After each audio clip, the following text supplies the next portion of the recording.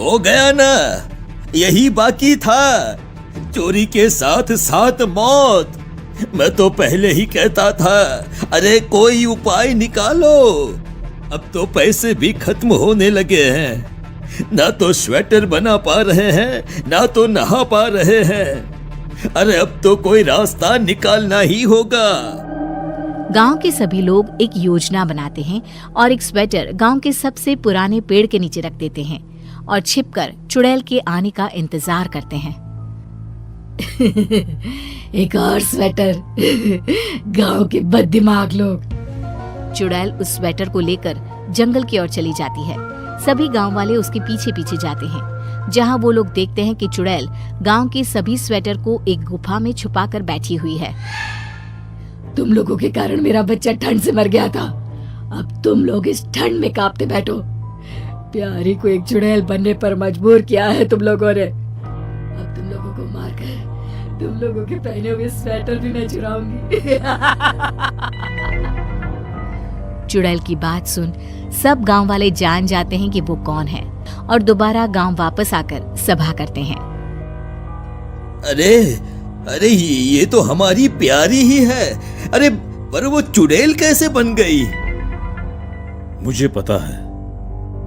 मोहन उन्हें प्यारी की सच्चाई बताता है, जिसके बाद गांव वाले प्लान बनाकर एक बार फिर जंगल की उस गुफा में जाते हैं जहां चुड़ैल सब स्वेटर अपने साथ लिए बैठी होती है। आ गए तुम सब लोग।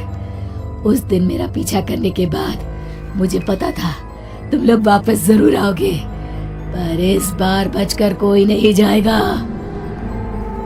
प्यारी, हम मानते हैं गांव वालों से गलती हुई है, तुम हमें सजा दो वो भी मंजूर है, लेकिन इस तरह अपने ही गांव वालों को मारना सही तो नहीं। वाह, मैंने तुम सबके घरों में काम किया और जब मेरे बेटे को एक स्वेटर की जरूरत पड़ी बस तो सबने ऐसे मुंह फेरा जैसे मुझे जानते ही ना हो। तुम सबकी वजह से ठंड से मेरा बेटा मर गया। जिस गांव के सभी लोग स्वेटर पहनते हैं वहाँ मेरा बेटा ठंड से मर गया, और अब मैं तुम सबको उसी ठंड से तड़पा तड़पा कर मारूंगी, तभी मेरे बेटे और मुझे शांति मिलेगी। देखो बेटा, ये बदला लेने का सही तरीका नहीं है प्यारी। चिंटू की आत्मा कभी नहीं चाहेगी कि तुम ऐसा करो।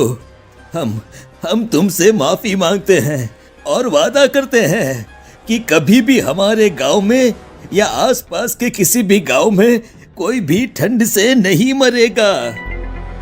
गांव वालों के लाख नए तरीके से समझाने पर भी प्यारी नहीं मानती और एक एक कर सबके स्वेटर छीन लेती है, जिसके बाद कड़ाके की ठंड और कुछ भी गर्म पहनने के लिए ना होने की वजह से गांव में लोगों की मौत होने लगती है।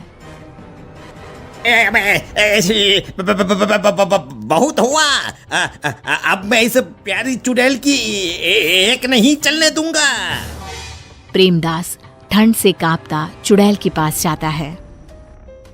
प्यारी बहन, देखो मैं तुम्हारा दर्द समझ सकता हूँ और मैं गांव वालों और अपने बर्ताव के लिए माफी भी मांगता हूँ।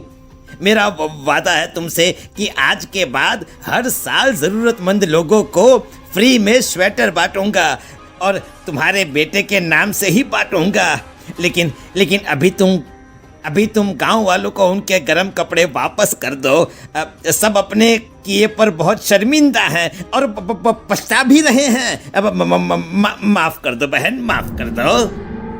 प्रेमदास की बातों से प्यारी चुड़ैल का मन पिघल जाता है और वो गांव वालों को माफ कर देती है। गांव वाले प्यारी और उसके बेटे की आत्मा की शांति पूजा करवाते हैं और अपने वादे के मुताबिक सब काम भी करते हैं।